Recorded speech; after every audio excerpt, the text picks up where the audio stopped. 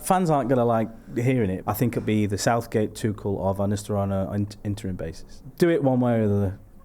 Get rid of him now, or properly back him. Hello, welcome to Stretford Paddock. This is a one-on-one interview, and I'm joined today by Pete Hall from the newspaper.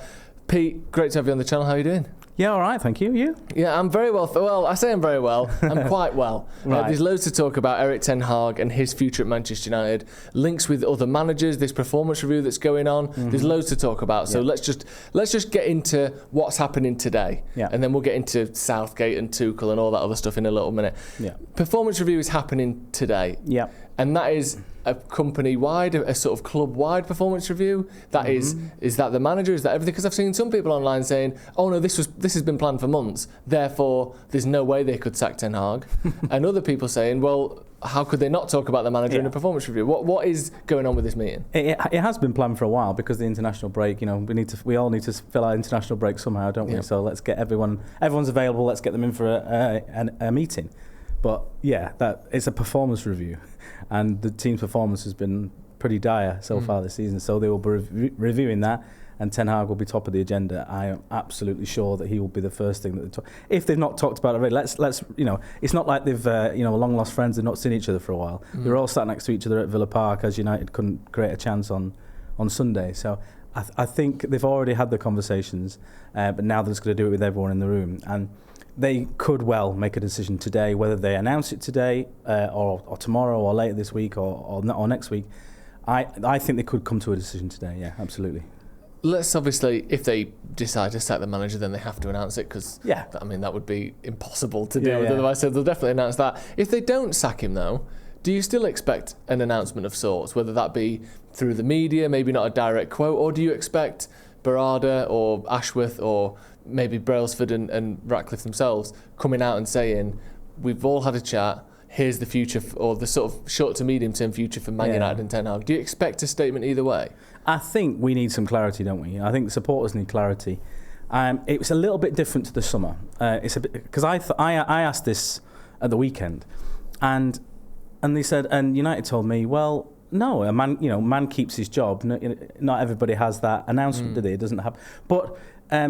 It's a little bit different when it's pretty obvious that he is under scrutiny, he is under review. So there does need to be some confirmation of sorts. He didn't get that in the summer. It wasn't until Ten Hag came out and signed that contract. The indication was that he was being replaced, wasn't it? And they were speaking to other managers. So that coming out and with the contract is the clarity that yes, he is going to stay. We're not going to have that now, of course, because he signed his new deal. He's not going to sign another one. So I think that now that they've got the proper footballing structure in place, that's the key difference, because United haven't had this supposed complete hierarchy in place for a long time. No. Now that they've got the right figures in place, they can come out and release some form of statement. I think they should either way. Yeah, I think we have to hear something. And interestingly, I mean, compared to when the Glazers were in charge, I know they still are in charge, but when they were solely in charge and in charge of the footballing matters, which it seems like they aren't really anymore, we never really heard from him, except occasional kind of almost like overarching statements about the club in general rather than specifics. They weren't a face of Manchester United. They were kind of these overlords taking money out of the club. Now we have seen a different thing. We've seen Jim Ratcliffe interviewed in front of the sort of whatever it is, America's Cup boats. We've seen him in sit-down interviews with the press. We've seen Ashworth and Barada. We've seen them at we were at the tour in the summer and they were there at training, chatting to fans, chatting to journalists, coming over and speaking to people. Like, it's a different feeling, definitely. Yeah. And I think with that, you almost have to now have some sort of. These are public-facing people. You can't be public-facing and then not do an interview or not release something, especially after all the attention that's been around these meetings. So I agree with you. What do you expect to happen here? Obviously, this is speculation, and I know that you're not in that meeting that's happening right now. Yeah. But based on what we've seen from them, what we saw Jim Ratcliffe say the other day about he likes Ten Hag, but it's not his decision, etc.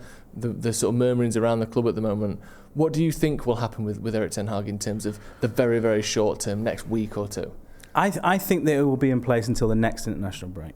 Okay. And that's going to come back and bite me in about 10 minutes probably, but I think that they'll give him, if you've given him hundreds of millions to spend in the summer, I think that because Ashworth is known to be quite patient with managers. Okay. And he won't be the one pulling the trigger, but he'll be the one giving all the information to Radcliffe, Brailsford and Joel Glazer, who are the ultimate decision makers on this football committee that United have got now. But it'll be down to Ashworth, Barada and Wilcox to give them their recommendation. They will effectively make the decision, but Radcliffe, Brailsford and Joel Glazer will actually do the axing or the replacing. Yeah. I think that if you've given him what they're thinking, I think, is that if you give him Ten Hag a couple of 100 million more to take his spending to 600 million since he's taken over, you need to give him more than 7 games for those signings to bed in, for the improvement to happen. My personal view is that he's had long enough. I don't think he should. I think he should be replaced now. We're not seeing enough improvement in any areas of the pitch. No players are getting better that he's inherited, or the players that he's brought in haven't brought about any improvement in the team. But because it's Ashworth and because he's been a bit more patient in the past, I think they'll give him till the next international break to prove something. What he can do in that time is, if he wins every game 3-0, does that mean that he's given till the end of the season? I don't know, but I just don't think. I think that because they gave him effectively 2 games. Yep. The Porto game and the Villa game, and they didn't lose. They didn't win either, but they didn't lose either.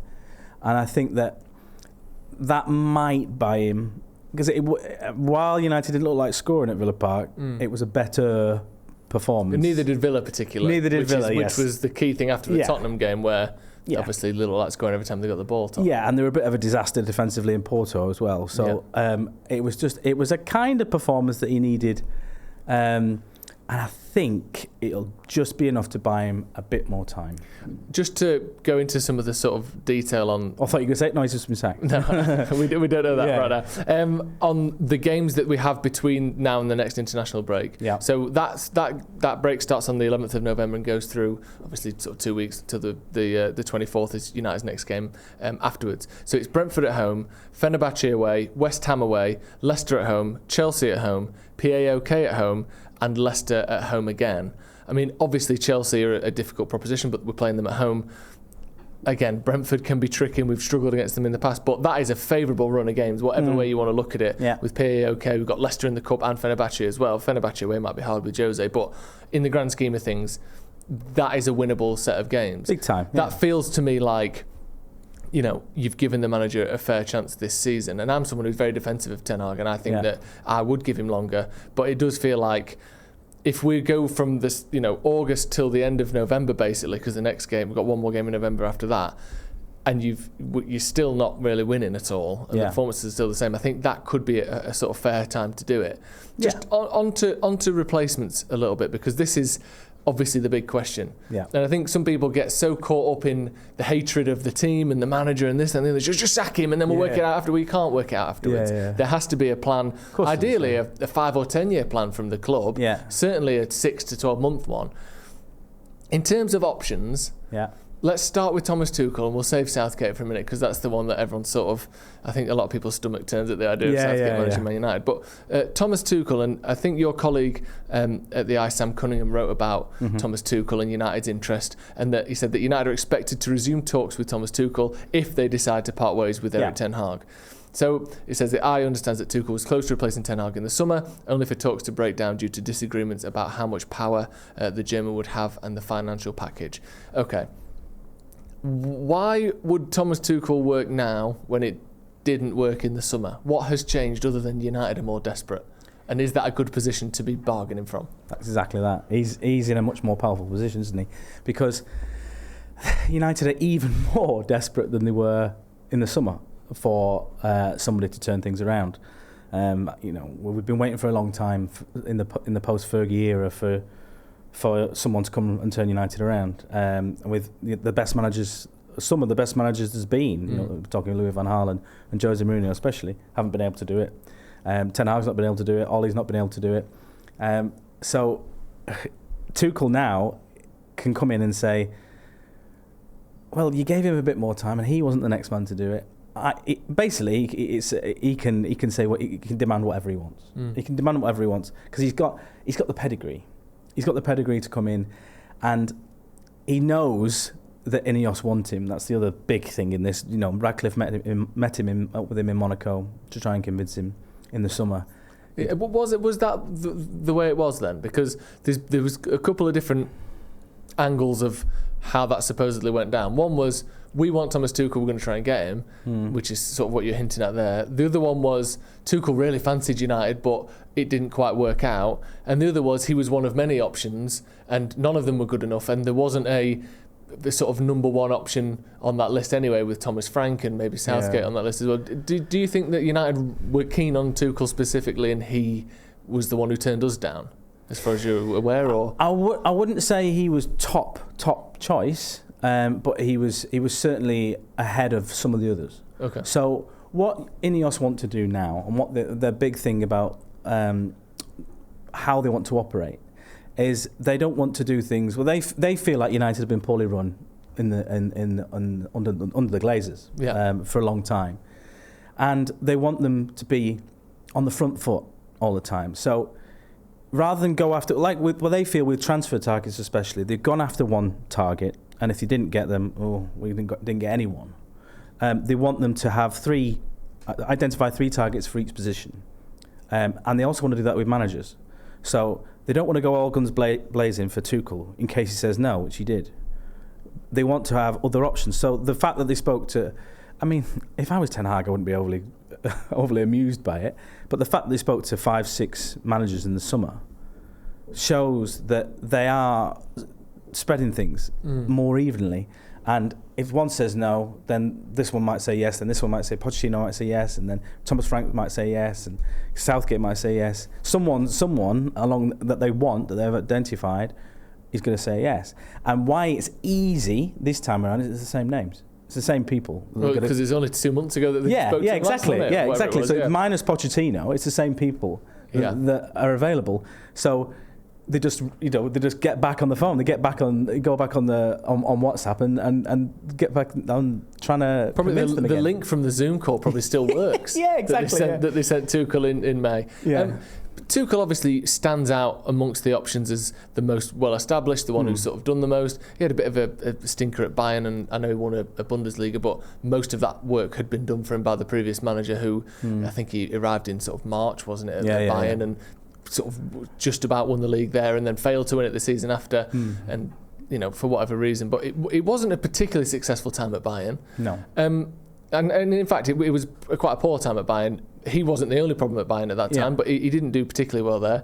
The Chelsea situation was a bizarre one because it was unfair to get sacked, I think, and he had won the Champions League with them. Yeah. Again, PSG, another one where he'd sort of fallen out with the hierarchy there, and he did the same at Chelsea. Didn't get on well with the new owners. Didn't get on well with the owners at Bayern. It feels as though you're sort of buying yourself maybe a trophy or two, although no guarantee of a league title. No. But you're buying yourself an argument with Tuchel. Yeah. If nothing, and we've already had one. Yeah. We've literally had one argument with him already about the power and the financial package. Like, how can you fall out and argue with a bloke you haven't even hired yet? When he's, what I mean?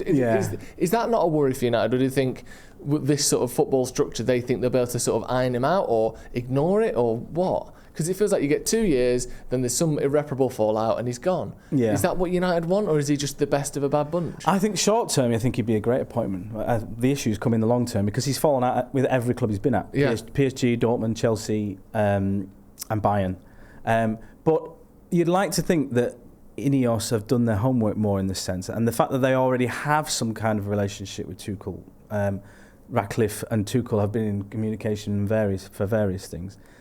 You'd like to think that they think that they can be the team that the one team that he doesn't fall out with. But we'll fix him. Yeah. We can change him. I mean, what INEOS are doing, and their main shtick is that we are going to have the best. They call it the best in the class. They're going to have the best footballing structure around, not just in the Premier League, in Europe, in the world. Yeah. And any manager can work in it because the structure's that good. That's why they've prioritised, a new CEO, a new sporting director, a new technical director, and they've got them. They were patient with Ashworth. They wanted him. They made sure they got him. Barada. They waited for these people. Everyone was, we need one now. In January when it was announced, but they were willing to wait for Ashworth, play out that whole compensation saga with Newcastle, because he was the one that they wanted, and they wanted.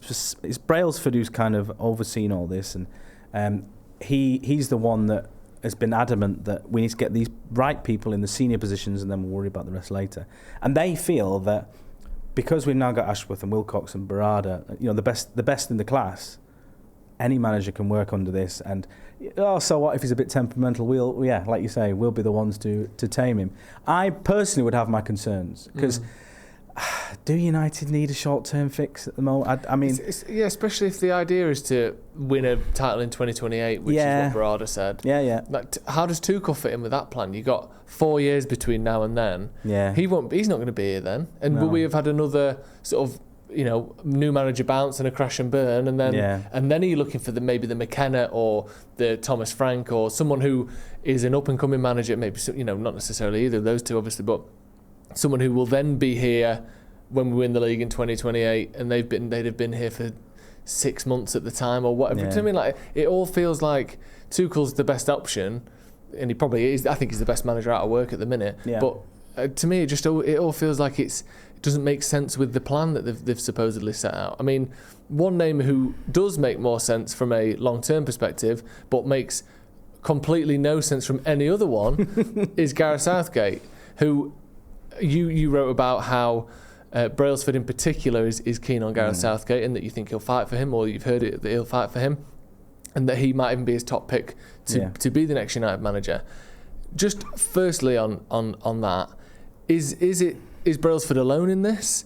Is he likely to become the manager, or is it one man out of the sort of 6 or 7 running Man United is keen on Southgate, and everyone else is kind of like, we can't get that? Do you know what I mean? Like, obviously Dave Brailsford is important in this decision, but he's not the only person. No. How likely do you think Gareth Southgate would be if we were to get rid of Ten Hag? Fans aren't going to like hearing it, but I think he's one of the more likely. I think it will, personally, my opinion I think it'll be either Southgate, Tuchel, or Van Nistelrooy on an interim basis. Whether they'll go for Tuchel first, I don't know, but it's not just Brailsford. So Radcliffe is a big fan, and Ashworth is obviously a big fan. They've worked together with England. And what the big appeal is, and again, it works into that whole new ethos that INEOS are trying to bring in, is they want to rebuild everything about Manchester United. The stadium, the academy system, the way that they go about business, the way that they go about recruitment, everything. They want to start again and completely change everything. Change how they've been winning trophies in recent seasons as well. Get rid of that. Yeah, get rid of that. Completely change everything, bring Southgate in. Sorry. Exactly. And get any form of attacking football. No, none of that. We don't want any of that anymore. None of that. But they, especially with Ashworth, so they see what he did with England in creating St George's Park and revamping the whole system, and you've seen the success that they've had at youth level, which is a huge part of what Southgate did with Ashworth. They want to see that happen at United. They want them to change. They want Southgate to come in and make wholesale changes, work with his old pal Ashworth, and rebuild Manchester United from the bottom, because they feel that United are operating incorrectly in all areas. They want to build a new stadium and start again. Basically, make a new club is what make they a new do, club. Make a new club in their mould, in the INEOS ethos and Brailsford's ethos and Radcliffe's ethos. And Radcliffe, Brailsford, and Ashworth are the ones that, if it was to be Southgate, they'd be the ones driving it. Radcliffe also, more so when he was England manager, when he was more keen on him, was that he sees that as quite a coup that England's manager would then come and manage Manchester United, because on paper is not the best in the country. I know. I disagree, but that's I've been told that's how he sees it, that it would be a coup for United to get the England manager. Look at the post-England career of the last 5 or 6 England managers. They've only gone on to great things, all of them, haven't they? Famously, they've all done brilliantly after they've left England. Yeah. Like, I mean, I know you, like you said, that's not your opinion on that, but just. I like the England job isn't even like any other job, and look at Southgate as a club manager. It was terrible. Yeah, I don't understand Well, that's other than knowing him. Yeah. But that's like, oh yeah, my neighbour does a bit of woodwork. Let's make him rebuild Big Ben. Yeah. Like, it doesn't make sense, does it? He's a bloke who did a good. I defend what he did for England, Southgate. Yeah. I think him and the rest of the sort of unit at England have completely revolutionised what it is to be an England fan. Like, the expectations are different, the likability is different. They did a brilliant job. Unfortunately, couldn't get over the line with the trophy. But for me, that's completely different to managing Man United. Although, when I'm saying those words, they're some of the things that United do need, which is, like, well, all the things you just mentioned before. But surely you have to have a manager who's capable of winning stuff in the meantime. You've got to bear in mind, though, these people at senior level, top executives, like to operate in the same circles. So Southgate has sacked his agent, and he's got a new manager who who created leaders in sport, like these sporting events, whose regular speakers were Brailsford and Ashworth, and they've been at the same leadership events and spoken at the leadership events, and they all think, Southgate and Brailsford have worked together before, Southgate and Ashworth have worked together before. They believe, they think the same in terms of how you should operate as a coach, what sort of environment you want to create, because that's the other big thing. They want to create a certain environment, and that's very, very important. You have to bear in mind how important that is to INEOS. It might not be important to other owners who would perhaps look at the tactical approach on the pitch, or start a particular brand of football, or something like that. It's very, very important to INEOS that the right environment is created at Old Trafford, and that's why they like Southgate, because they feel that he created that environment within England, and they're on the same page basically. But not everybody else at the club, I don't know the names on this, but not everyone else at the club in senior level, I mean, you can assume it is, Barada, Wilcox and others are convinced. They're thinking about perhaps the other side of the coin, and the fact that he's not managed at club level since Middlesbrough in 2015, 16. Yeah. So not everyone is convinced, and they don't want to be a club that's where the boardroom's divided now, because they don't want to come in and immediately there'd be a split in the they want a cohesive, everybody on the same page. So if Brailsford cannot convince Barada, Wilcox and others, and Fergie perhaps, that Southgate is the one, they won't go for him. They won't. Ratcliffe won't go over anyone's head and say, right, I want this guy no matter what, because there are lots of other viable options, and Ruud van Nistelrooy is another. Yeah, and he makes a bit of sense because he's got a bit of the Solskjaer kind of club legend factor, and also, to be fair, has he got that much more pedigree as a manager? He managed in a more high-profile, high-quality league, but Solskjaer won the league with a team that hadn't won it in a long time with Mulder. Van Nistelrooy got, Feyenoord Cup, which is pretty good, but it's hardly Ten Hag's CV. No.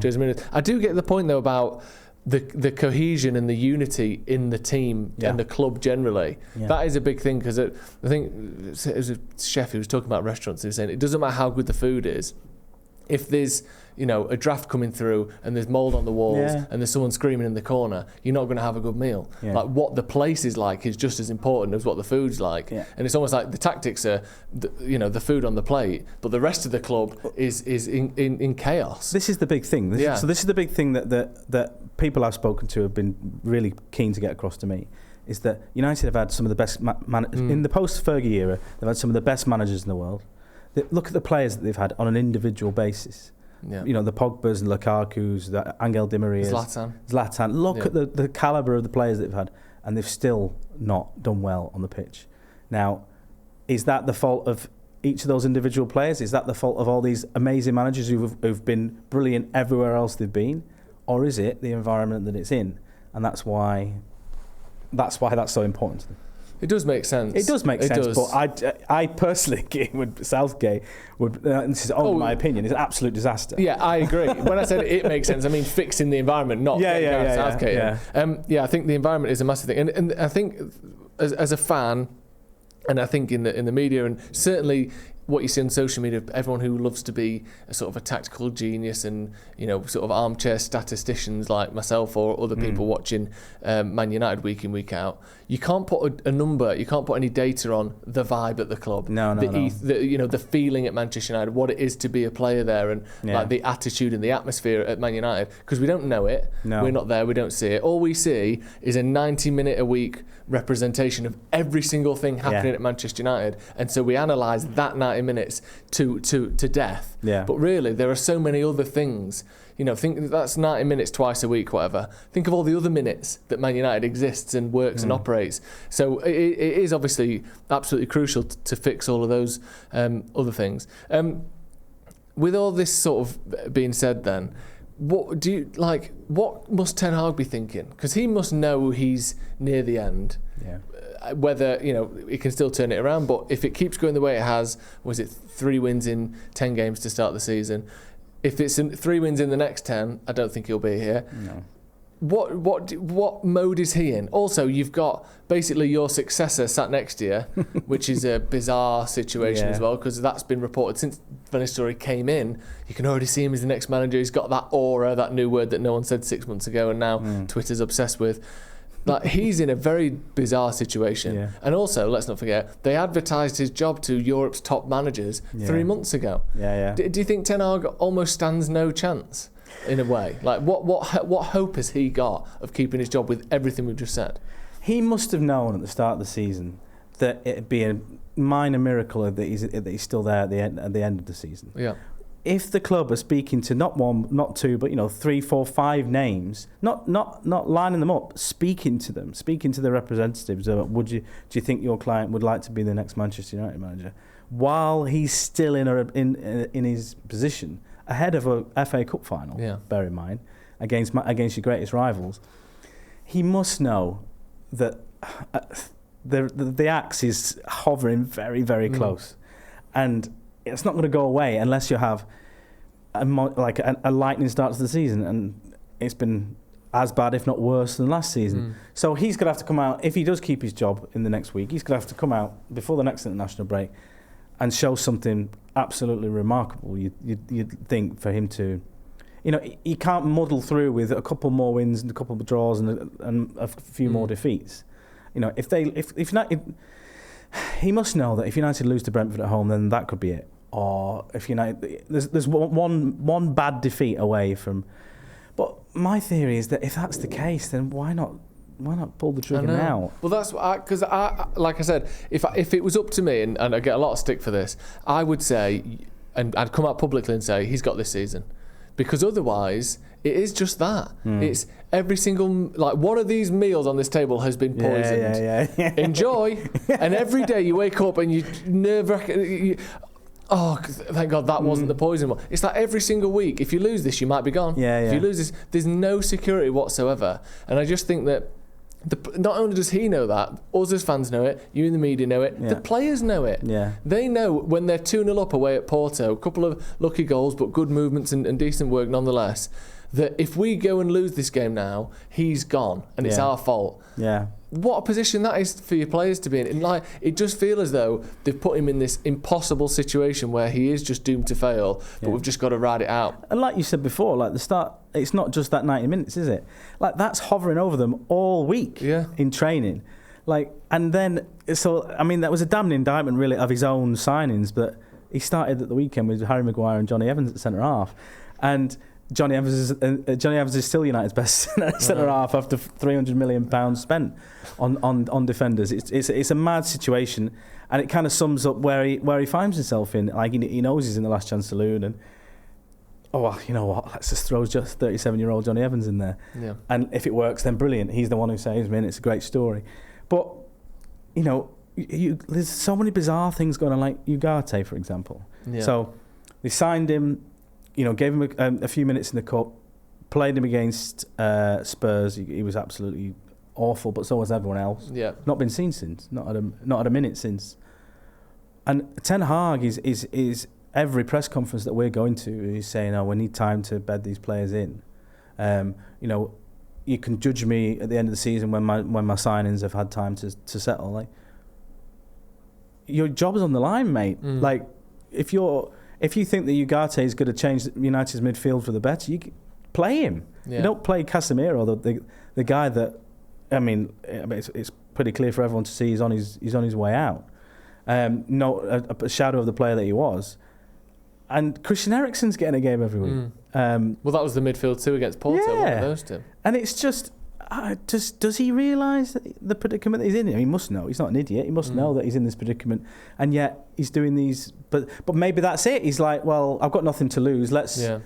And to be fair, I have been quite critical of him. The fact that one of the, I think the biggest downfall for Ten Hag, one of them, is that he just keeps putting out the same thing every week, and out of form players keep getting another chance to shine. And there's plenty of talent in there. I mean, there's a lot of out of form players in there, but if you just mix it up a little bit and show us something tactically. I suppose he would say the Evans and the Maguire choice was a little bit of that's something different. That's weird. Yeah. You know, Martinez hasn't been quite at it, even though he's one of Ten Hag's guys. Yeah. He dropped him and rotated.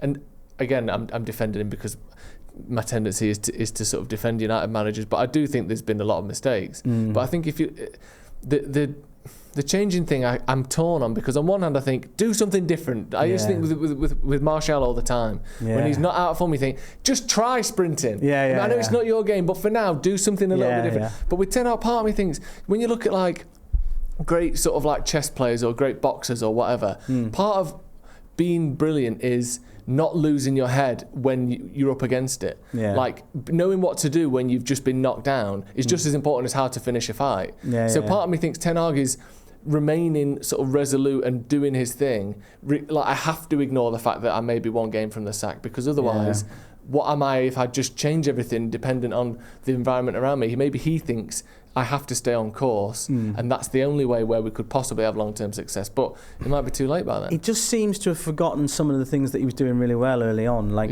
I remember in his first season, his in-game management was superb. Like his substitutions were brilliant, and he was changing games with substitutions every week. There was a stat, I can't remember exactly, in the first season, that he basically, his substitutes were winning more games, or winning more points than any other team in the Premier League, like his changes. And he was making them at the right time. But yet this season he's just making like, you know, the Rashford one is the obvious recent example of that, when, you know, he was United's best player and he took him off at half time because he didn't track a player. When he'd scored one, set one up, and was giving the fullback an absolute dangerous player. He was giving the fullback nightmares every time he was running at him. And he just seems to have forgotten that. And like I can't remember the last time he made a substitution that made any difference at all. And to go from that after, you know, to lose what he had in that first season, and there was a lot of promise in that first season. Just looking here, sorry, that first season, I think United had 22 goals scored from subs in the first season, and I mean, I don't know if we've scored 22 goals since in all competitions. No. But it did feel like he would have all these options and he'd bring people on and it would change things for the better. And at the minute, it feels like you bring someone on and we've lost that about that last player, or we don't do that anymore. But perhaps does that come back to, like you were saying before, like how motivated can you be to you know, is he going to be a Pep and up, you know, waking up at 2:00 in the morning and leaning over to his chalkboard next to his bed and come up with some mad tactic?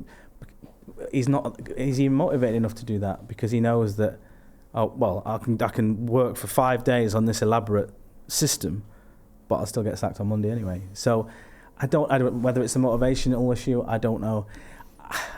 I think that a decision needs to be made either way, doesn't it? I think you're right. Like, back him properly, come out and say, can you come out and say till the end of the season? I don't know, but back him properly, not some, you know,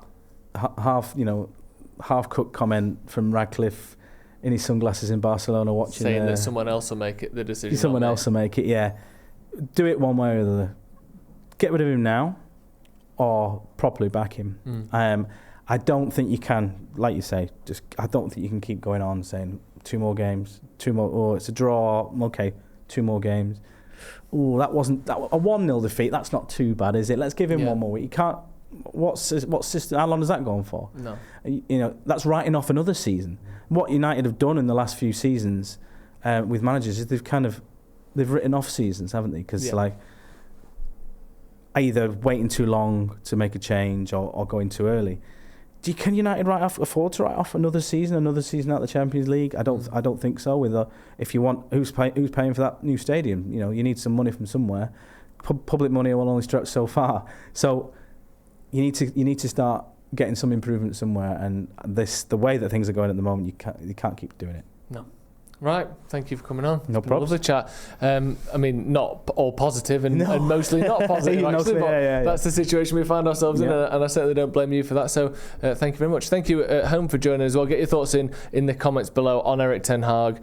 If since we recorded this in the last sort of hour or so, since between it being recorded and being put out, Ten Hag has been sacked, this may seem a little unusual, but as it stands right now, Ten Hag has still got his job at Manchester United, but we need a little bit of clarity, don't we? Make sure you check out Pete as well. His links will be in the description, so go and check him out on the I and other places as well. Thank you again for coming on. Thank you for joining us at home. We'll see you in a bit.